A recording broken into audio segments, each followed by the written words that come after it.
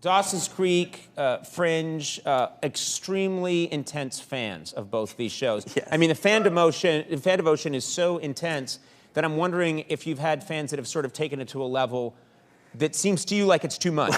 Yeah, over the years I've seen a couple of things that have been too much. I mean, in the Dawson's years, there was a couple fainting incidents, which always seemed a bit like maybe too hysterical to have a reaction like that. People that are meeting you, they can't believe they're meeting you and they faint. Just, yeah, fainting just seems like too much. But the worst one I ever saw was at Comic-Con a couple years, not worse for whoever has this, I'm sorry, but somebody got all of the characters of Fringe tattooed on their back, which just seems like one of those ideas at the time when you're drunk, you're like, this is an awesome idea.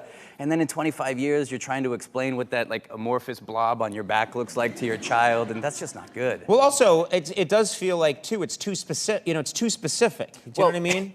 I mean, not that I want to cut myself down. There's plenty of other people to do that, but really in like 3 decades from now, when you're trying to explain to your child why it is you have these like squiggly black lines that have just gone totally round on your back, they're not going to care. Right, right. And you're going to be explaining to them, this is who these people are. Yeah, it won't mean anything to them. I've had that with, I sometimes have people that say, hey, can you take a picture with my, and they'll have literally like a 2-year-old. It's a 2-year-old. And they'd be like, he really wants a picture with you. He loves your show. He loves your show. It's like, first of all, no. He's just out of the fetal stage. He doesn't care. And then you're going to have to explain to him in 20 years, there was a guy named Conan. You know, I'll be long gone by then. Even worse, you're going to have to explain in 20 years why, like, Mom, Dad, why did you always hand me off to strangers and take pictures? Doesn't that seem like not great parenting? Not great parenting.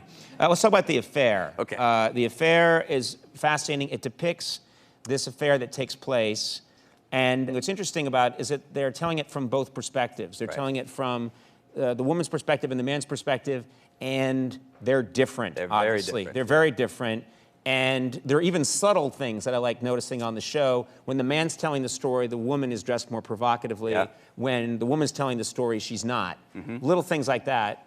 I'm just curious, when you're watching, when you're doing this show, what is it you have noticed most about, like, couples that react to the show, couples that see the show and they come up to you and they say, this is how we feel about it? Well, I mean, we're only just barely on the air, but the reactions that I'm getting so far run a little bit like this. 1, dude, I never want to watch that show with my wife ever again, because you'll be in the middle of the first act and suddenly they'll be remembering things differently, and she'll look over and she'll be like, you see? I told you, you never listened. This is what it was really like, and you think it was like that, but it's like this. And then you get the people who, I mean, some people are just really, really deeply, deeply, deeply invested in the idea that the other sex is lying.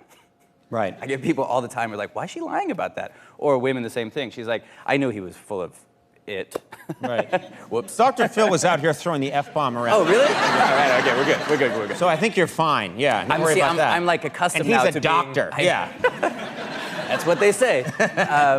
I'm used to being on Showtime now, where we can just, it's so beautiful being on Showtime where you can just curse like a sailor all the time. I barely say 3 words without dropping an F-bomb on that show. Yeah, well, and that's the thing to me is I would say, because you were just talking about how people shouldn't watch this show with their significant other, but it does feel like it's just, this is a show that was invented to start fights. Fights, yeah, between totally. men and, Yes. That's what happens, is that you, because I have watched it some with my wife, and it'll be like, no, you know, I'll say like, she wasn't dressed like that, she was dressed like this, and what's happening is it's prying men and women apart, this show. It's destroying us as a race. We are trying to basically bring the Republic down. Yeah, that's the idea. That's why we show it at 10 o'clock on Sundays, so that we can ruin your entire week. So that your Monday morning is just terrible. You wake up, you brush your teeth in silence, you don't talk to each other, eat breakfast silent. That's actually the line they use in the ads. That's our tagline. Yeah. Ruins your week. There's a lot of, one thing when I take away from watching the show is I end up feeling bad about myself because every character is having That's the other thing we're going for. Every character is having a ton of sex. Right. I mean, and the characters that have been married for like 30 years are having a lot of sex. And I'll sit there watching with my wife and she's looking at me like, what's wrong with you? She's just like, not every half hour? What's wrong with you? Yeah.